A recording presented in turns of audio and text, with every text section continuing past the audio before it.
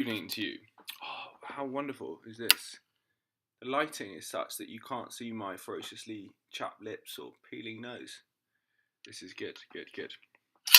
Because I'm obviously incredibly self-conscious. Today, let's talk about practicing minimalism, how you can incorporate it into your day. I always find when you talk about how you can incorporate things into your day, the very idea of that is seems a little bit dirty. It seems as if how you can do it implies you wouldn't do it normally, you wouldn't do it naturally, and that you want to do it to achieve some goal. But actually, minimalism and non-doing is inherently about letting go of any goal or any idea to get somewhere.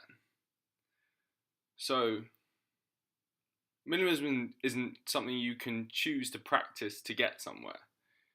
Because when you do that, it's not minimalist. You actually defeat its own point. However, what can happen, and at least when I look at my life, what did happen with me, is that I had a sniff of it. I had a sniff of the feeling of that moment where you let go of the impulse to do the thing that you wanted to do, or to buy that thing, or to let go of whatever. And you realize that everything's okay. The thing you maybe were looking for is already here. That is the best feeling in the world. It's something about it transcends the highs and lows of, the everyday highs of excitement or whatever. It's a feeling of wholeness, which is incredibly persuasive. And having glimpsed that feeling, I think it was probably in my first meditation retreat that I really, for the first time, experienced what it was like to have less. I was just subconsciously gravitated towards practices which give you more of that feeling. So that's meant, as well as obviously the kind of, the more obvious forms of minimalism. So, letting go of your stuff, stopping watching TV or that kind of stuff, letting go of habits and possessions. But there's the actual practice, which is to say the doing things, especially with your body, that gives you the feeling of minimalism. So it's like you have a kind of top up in your head, which is really enjoyable. And the main practices that I find give me that feeling are dance is huge.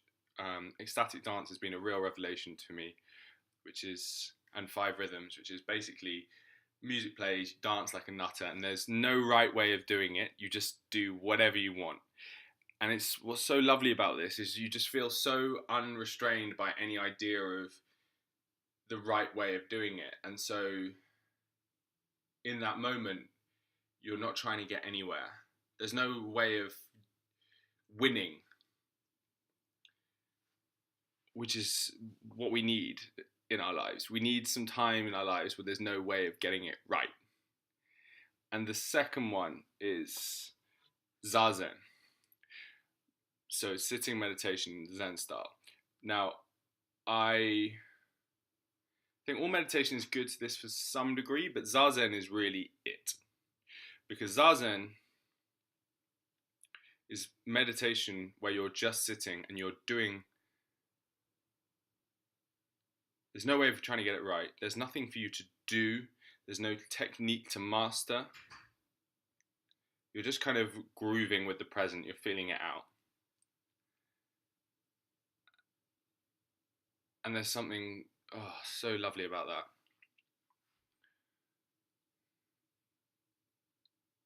And then the other thing, if I just picture that feeling of letting go of minimalism, where do I experience in my day often? Nature is huge. Nature is an environment of non-doing. There's something about it. I just noticed when I was in Ethiopia that it just inspires you to feel whole.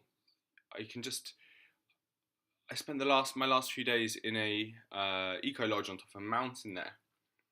I was amazed. I like got there, and before I got there, I was thinking, okay, I'm gonna like read this book, I'm gonna make these videos, I'm gonna do this, do that, like write this and achieve that.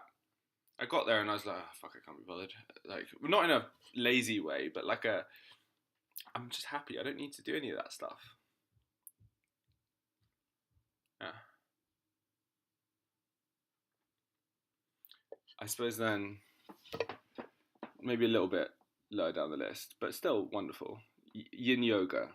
I contrast this against most types of yoga, which have turned into a bit of a show off fest, a bit sort of who can do the most, who can balance the best, and who can stretch the deepest and use their muscles. It tends to be a bit of a workout. Whereas yin yoga is about sitting in the posture and just letting go. And it's really great because how deep you can go into the pose is directly proportionate, but basically just to how much you can let go.